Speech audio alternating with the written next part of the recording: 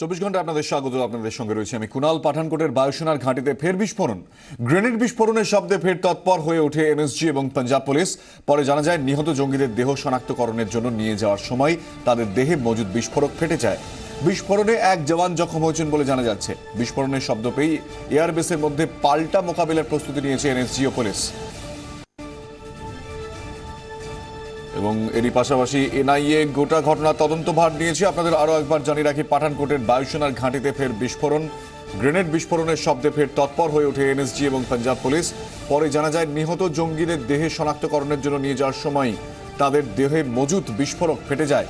বিস্ফোরণে বেশ কয়েকজন জওয়ান তারা আহত হয়েছেন এমনটাই জানা যাচ্ছে। বিস্ফোরণের শব্দ পেয়ে এয়ারবেসের মধ্যে পাল্টা মোকাবিলার প্রস্তুতি নিয়েছে এনএসজি এবং পুলিশ।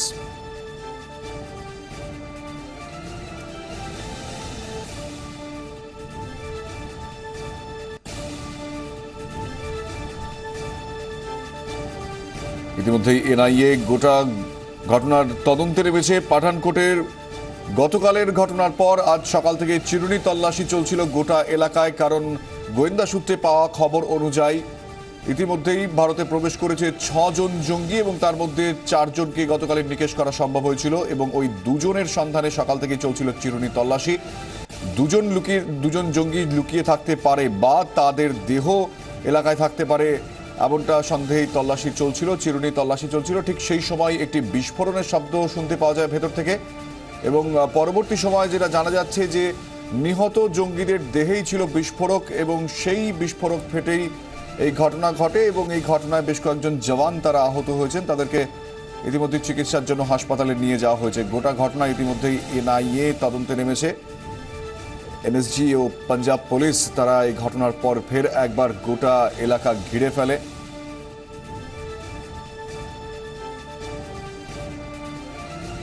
এবং নতুন করে এলাকায় নিরাপত্তা ব্যবস্থা জোরদার করা হয়েছে।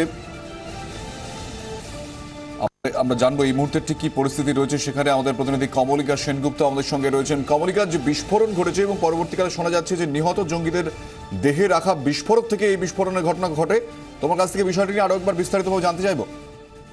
দেখো, আজকে সকাল 7টা থেকে ফের কম্বিং অপারেশন এবং স্যানিটাইজেশন কিন্তু শুরু হয়েছে এই জায়গায়, এবং যেটা আমরা জানতে পারছি যে দুটো জায়গা দিয়ে হচ্ছে। এক, পাঠানকোট এয়ারফোর্স বেসের পেছন দিকে কম্বিং অপারেশন শুরু হয়েছে এবং তার পাশাপাশি এই এয়ারফোর্স স্টেশনের ভেতরে আরো কোনো জঙ্গির দেহ রয়েছে কিনা, জঙ্গি রয়েছে কিনা, সেখানেও কিন্তু কম্বিং অপারেশন শুরু হয়েছিল সকাল 7টা থেকে এবং তখনই কিন্তু একটা বিস্ফোরণের আওয়াজ শোনা যায় এবং সমস্ত কমান্ড হাউসরা এবং চারদিক থেকে চার রকমের বাহিনী কিন্তু ঢুকে যায় তখন।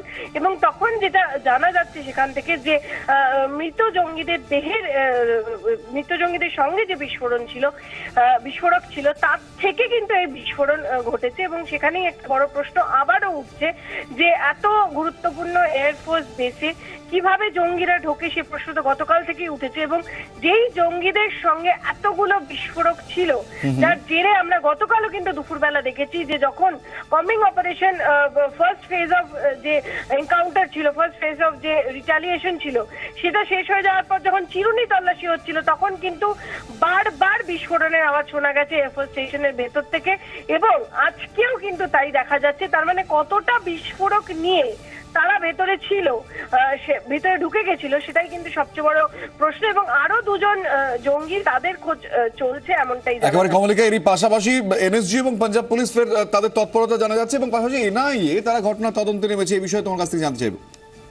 দেখো, আমরা যেটা জানতে পারছি যে এই যে গতকাল থেকে যে ঘটনা ঘটেছে তার তদন্তভার এনআইএ নিয়েছে এবং এনআইএ পৌঁছবে আর কিছুক্ষণের মধ্যে। সমস্ত রকমের বাহিনী এখন কাজ করছে, যেরকম পাঞ্জাব পুলিশ ফোর্স কাজ করছে, সেরকম ডিফেন্স সিকিউরিটি কর্পস যারা থাকে, অর্থাৎ এই ধরনের এয়ারফোর্স বেসের দায়িত্বে, সিকিউরিটির দায়িত্বে যারা থাকে, তাদের ফোর্স বাড়ানো হয়েছে। 2টো প্লাটুন আর্মির আলাদা ফোর্স আনা হয়েছে, গরুড় কাজ করছে, সেনাবাহিনী হেলিকপ্টার কাজ করছে, সমস্ত রকমের ফোর্স দেওয়া হয়েছে। এবং কিভাবে এই ঘটনা ঘটলো এবং সব থেকে গুরুত্বপূর্ণ বিষয় হচ্ছে 29 তারিখে আইবু ইনপুট দেওয়া সত্ত্বেও কিভাবে এই ঘটনা ঘটলো, কিভাবে গাড়ি গাড়ি চুরি গেল এসপির, এই গোটা বিষয়টা অত্যন্ত ভাবে একটা ভয়ঙ্কর বিষয় এবং জাতীয় সুরক্ষার বিষয়, এবং তার জন্যই গোটা বিষয়টাকে এনআইএ টেক ওভার করেছে এবং যেটা জানা যাচ্ছে যে তারাও আর কিছুক্ষণের মধ্যে এসে পৌঁছবে। কমলিকা, ধন্যবাদ। কমলিকা সেনগুপ্ত আমাদের প্রতিনিধি এই মুহূর্তে টেলিফোনে আমাদের সঙ্গে ছিলেন।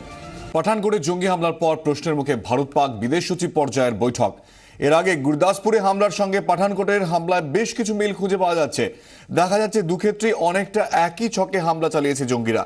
গত বছর উফায় মোদি শরীফ বৈঠকের পরেই 2015 সালের 27 জুলাই গুরদাসপুরের দিনানগর থানায় হামলা চালায় জঙ্গিরা।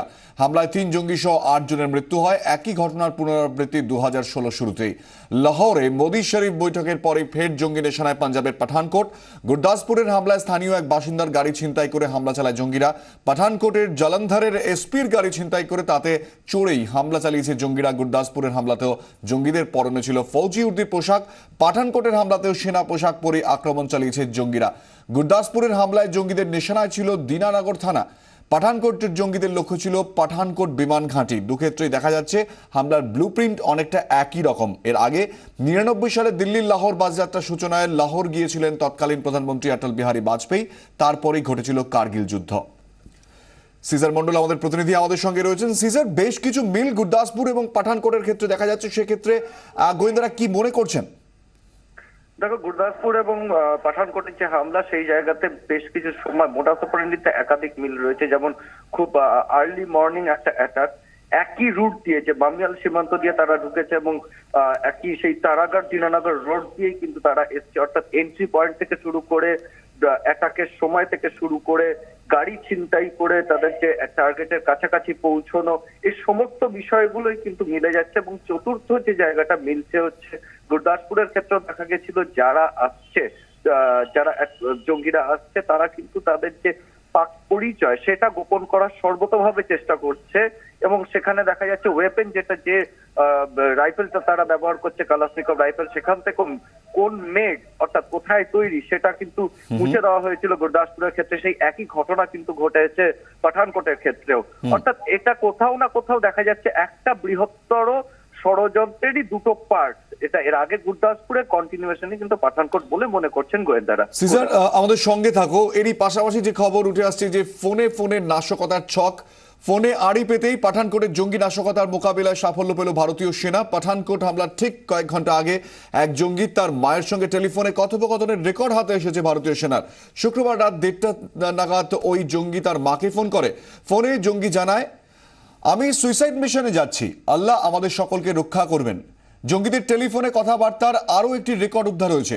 পাকিস্তান থেকেই এই ফোন করা হয়েছিল, তবে ঠিক কোন জায়গা থেকে ফোন করা হয়েছে সেই লোকেশন এখনো চিহ্নিত করা যায়নি।